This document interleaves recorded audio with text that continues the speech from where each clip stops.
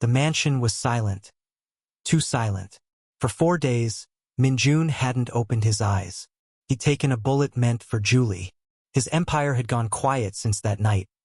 Meetings postponed, calls unanswered, allies confused, and rivals circling like vultures. But inside that dimly lit room, none of that mattered, because Julie refused to leave his side. She sat beside his bed, changing his bandages, her eyes heavy with sleeplessness. Every time she touched his skin, she whispered a prayer she didn't even believe in. "You hear me, Minjun? You can't die. Not now. Not when I finally stopped hating you." She brushed his hair from his forehead, her voice breaking. "You said feelings are worse than bullets. But look at you. You took one for me." Her tears fell silently. She didn't wipe them away.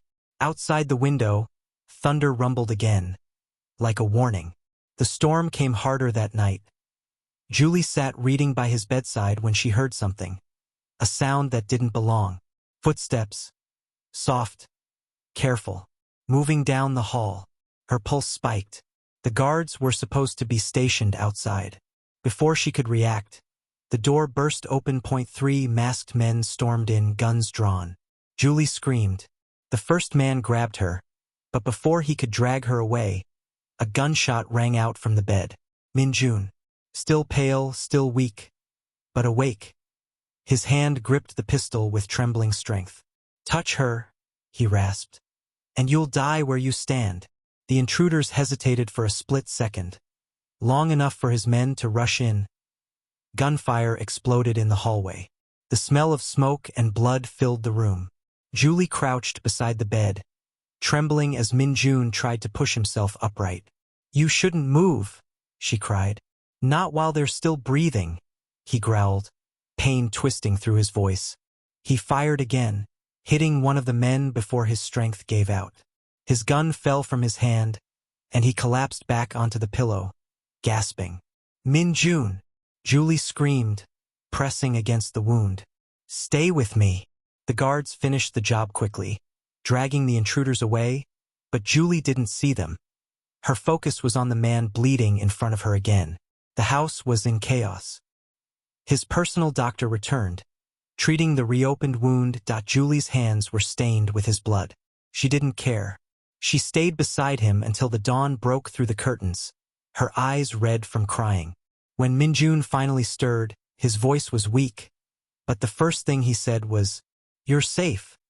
That's all that matters." "Safe?" she choked out. "You almost died again, you stubborn fool." He tried to smile but winced in pain. "Couldn't let them take you. Not after everything." Julie's anger melted into tears. She leaned over, clutching his hand. "You're supposed to be recovering, not saving me twice in 1 week." His gaze softened. "Seems saving you is the only thing I'm good at lately." The doctor insisted he rest, but Minjun refused to let go of Julie's hand. His voice was hoarse but gentle. "You stayed through it all. You would have done the same," she whispered. He looked at her, eyes heavy with exhaustion but burning with something deeper. "You don't understand. I don't save people. I destroy them." Julie shook her head. "Then maybe this time you've saved the right one." For a moment, silence. Heavy, fragile. Then he whispered, "Julie, don't leave me." She leaned close, brushing his hair gently from his face. "I'm not going anywhere." Outside, dawn crept over Atlanta. The mansion was scarred, but alive. Inside, the wolf of Atlanta slept, the devil the city feared, his head resting near the hand of the woman who refused to let him die. Julie didn't know what tomorrow would bring. More danger, more enemies, maybe even death. But that night, she made a silent promise. Whatever storm came next, she'd face it by his side. Because love, once born from fear, had become her greatest weapon. Days passed. The house that once echoed with gunfire now carried only the soft rhythm of footsteps and whispered prayers. Minjun was alive. Barely. But every breath he took was because Julie refused to give up on him. He sat propped up on the bed, bandages peeking from beneath his silk robe. Julie sat beside him, feeding him warm soup slowly, her touch gentle, her voice low. "You don't have to do this," he murmured, wincing slightly. "If I don't, you'll starve. So eat," she said firmly. He smirked weakly. "You sound like my mother. Then she must have loved you a lot." His smile faded.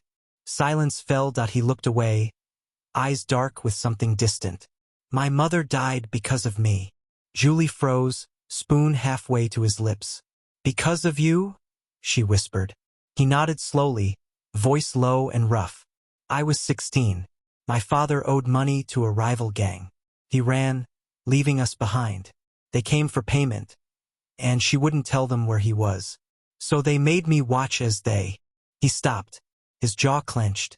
"I learned that day that love gets you killed. That's when Minjun, the sun, died, and the devil everyone fears was born." Julie's eyes filled with tears. She set the bowl aside and touched his hand. "You didn't kill her, Minjun. Cruel people did." He looked at her, eyes searching her face like he wanted to believe her but couldn't. "And yet you're here. You should have run long ago." Julie shook her head. "I tried, but something always pulled me back." He let out a shaky breath. "What's that, Julie?" Her eyes softened. "You." For a moment, neither spoke. The world outside disappeared.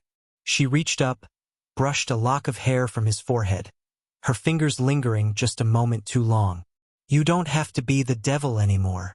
And what do I become instead? A man who finally forgives himself." He stared at her. This woman who should have hated him, feared him, left him, yet stayed. Then softly he whispered, "You make it sound easy." "It isn't," she said. "But it's worth it."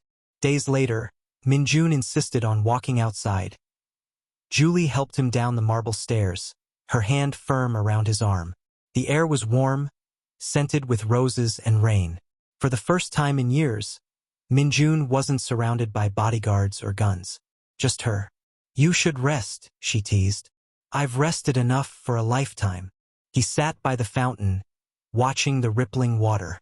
"You know," he said quietly, "when I was younger, I dreamed of leaving this life, buying a small place by the sea. No blood, no fear, just peace." "Why didn't you?" "Because peace is a luxury people like me can't afford." Julie looked at him. "Maybe you can now." He turned his gaze to her, eyes soft but conflicted. "You think love can wash away everything I've done?" She smiled faintly. "No, but it can teach you how to start over." Later that night, Julie brought him tea. He was standing by the window, city lights glowing against his face. "Julie," he said without turning around. "Yes. If I told you I was falling for you, would you run?" She froze, her heart thundering. "Depends," she whispered, "on whether you mean it." He turned then, his eyes burning with honesty and pain. "I've never meant anything more." She stepped closer, slowly, her breath trembling. "Then I guess I'm staying." And for the first time in years, Minjun smiled. Not the cold, mocking one the city feared, but a real smile. He reached out, cupping her face gently. "Then may God help me, because I don't know how to love without breaking things." "Then we'll learn together," she whispered. Music swells, soft strings, rising emotion. He leaned forward, pressing his forehead against hers. No words, just breath, warmth, and everything unspoken between them. For the first time in his life, Minjun didn't feel like a king or a monster. He just felt human. But peace never lasts long in Minjun's world. And somewhere in the shadows of Atlanta, someone else was watching. Someone who wanted the wolf of Atlanta dead. And this time, love might not be enough to save him. The storm came back to Atlanta, but this time, Minjun wasn't the man lying in bed, he was standing tall again. The wolf reborn. Rumors had already spread. The rival gang that had once tried to kill him had returned. Stronger, more desperate, and now they wanted Julie. But they made one fatal mistake. They forgot who Minjun is. Julie woke to the sound of thunder and distant gunfire. Her heart raced as she rushed to the balcony, and froze. Below, under the pounding rain, the front gates were ablaze. Black cars lined the driveway. Dozens of armed men swarmed the property. And at the center of it all stood Min Jun. No fear. No hesitation. Just power. His long coat flapped in the wind, the rain glistening on his face like steel. He turned to his men. No mercy this time. No survivors. Gunfire erupted. The air filled with smoke, sparks, and shouts. Min Jun moved like a shadow, precise and ruthless. Every bullet he fired found its mark. Every strike was deliberate. Julie watched from the balcony, trembling. Not from fear, but awe. The man she once thought was heartless now fought with fire in his eyes. Fire born of love. The rival leader, a scarred man named Kane, emerged from behind a burning car, smirking. You should have stayed dead, Min Jun. Min Jun stepped forward, dropping his empty gun. Rain dripping from his hair. You should have stayed forgotten. They charged. Fists collided, echoing through the courtyard. Kane swung wildly. Min Jun dodged, fast and clean, years of rage channeling into every move. Kane pulled a knife, but Min Jun caught his wrist, twisted, and drove him to the ground. This ends tonight, he growled. One swift strike, and it did. When it was over, the courtyard was littered with the wreckage of war. The Wolf of Atlantis stood victorious, unbroken, uninjured, unshaken. He turned toward the mansion. Julie stood in the doorway, tears mixing with rain, relief flooding her face. Min Jun walked to her slowly, eyes softening as he reached her.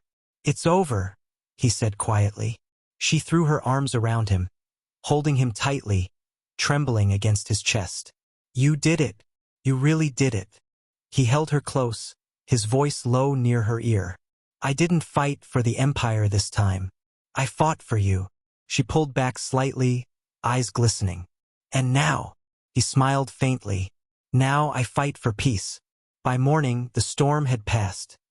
The once bloody mansion now glowed under a soft sunrise. Min Jun stood by the balcony, watching the lights spread across the city. Julie walked up behind him, wrapping her arms around his waist. What happens now? She asked softly. Now, he said, turning to face her. The devil retires. Julie smiled through her tears. And the man, he touched her face gently. The man starts to live. They kissed, a slow, quiet promise that the war was finally over. For once, the city's most feared man wasn't chasing power or revenge. He was chasing something rarer, something pure, love. But every legend has a new beginning. And somewhere deep inside Min Jun, the wolf still watched, not to destroy, but to protect the woman who tamed his heart. Days passed since the war ended. For the first time in years, Atlantis slept without fear. And for the first time in his life, Min Jun didn't wake to the sound of gunfire, but to the quiet breathing of the woman sleeping beside him. The mansion garden, once stained by chaos, now bloomed with new roses. Julie sat on a wooden bench, sunlight dancing on her skin, a cup of tea in her hands. Min Jun stood a few steps away, watching her silently. The way her hair caught the light, the peace in her eyes that it was strange to him. He had seen diamonds, gold, empires built and burned. But nothing looked as priceless as this moment. You've been staring for a long time, Julie said without turning. He smirked. Can't I admire what's mine? Yours? She teased, looking up. I don't remember being sold. He walked closer, his expression softening. No, you weren't sold. You were found. Her smile faded gently as he knelt in front of her, taking her hands into his. Julie, he said quietly, I've spent my life owning things. Money, power, fear. I thought those made me untouchable. But when you came into my world, everything I built started to crumble. She touched his face, whispering, And you hate that? He shook his head slowly. No. For the first time, I'm grateful for it. Because losing control led me to the only thing that ever mattered. Julie's eyes shimmered. What are you saying, Min Jun? He took a deep breath. The man who once commanded armies now trembling before a single woman. I'm saying I love you. The words came out rough, honest, and unguarded. Not the way men like me are supposed to love. Not with control, not with caution. I love you in the only way I know how. Fiercely, dangerously, completely. A tear slipped down her cheek. You mean that? He nodded. You saved me, Julie. From my past, from my ghosts, from myself. When I wake and see you, the noise stops. The darkness quiets. You're my peace. The only peace I'll ever know. Julie couldn't hold back her tears anymore. She leaned forward, pressing her forehead against his. You've been my storm and my shelter, Minjun. I hated you once, but now, I can't imagine breathing without you. He smiled softly. Then don't. Their lips met. Not the hungry kind of kiss that came from desire, but one born of survival, forgiveness, and everything they'd endured together. It was the kind of kiss that ended wars. Later that evening, they walked along the balcony, the city glowing beneath the orange sky. Minjun wrapped his arm around her shoulders, pulling her close. You know what's funny? He said with a hint of a smile. For years, I thought love was a weakness. Now I realize it's the only power that ever mattered. Julie looked up at him, resting her head against his chest. So what now? He kissed her hair. Now we live, quietly, honestly, together. For the first time in his life, Minjun didn't feel like a king, or a monster, or a man running from his past. He felt like someone was finally free. Atlanta had never looked this beautiful. The city lights shimmered like 1,000 stars reflected in the glass towers, and inside one of those towers, at the very top, Minjun sat across from Julie, his eyes softer than she had ever seen. The rooftop restaurant was empty, reserved entirely for them. Candles flickered on every table, petals scattered across the floor, and soft jazz drifted through the night air. Julie looked around in awe. You didn't have to do all this? She whispered, smiling. Minjun's lips curved slightly. Yes, I did. For once, I wanted to do something without blood, without danger, just love. She laughed softly. You talking about love, who would have thought? He reached across the table, taking her hand gently. You changed everything, Julie. The man I was before you doesn't exist anymore. You taught me peace, patience, forgiveness. Her eyes softened. And you taught me courage. You taught me that even broken people can be loved. They both fell silent, the city lights dancing in their eyes. Then, Minjun stood up, slowly, walking around to her side. He reached into his pocket. Julie's breath caught. Julie, he began, kneeling before her. I've lived my life surrounded by power, fear, and betrayal. But the day I met you, everything changed. You made me want to be a man worth loving, not a name worth fearing. He opened a small velvet box. Inside, a single silver ring sparkled under the candlelight. So I'm asking you, for once in my life, to be my choice, my peace, my forever. Will you marry me? Julie's hand flew to her mouth. Tears welled up in her eyes as she nodded, her voice trembling. Yes, Minjun, yes. The restaurant staff, quietly waiting in the shadows, burst into applause as Minjun slipped the ring onto her finger. He stood, pulling her close, their foreheads touching as the city lights wrapped around them like a promise. You've tamed the devil, Julie, he whispered. No, she smiled through her tears.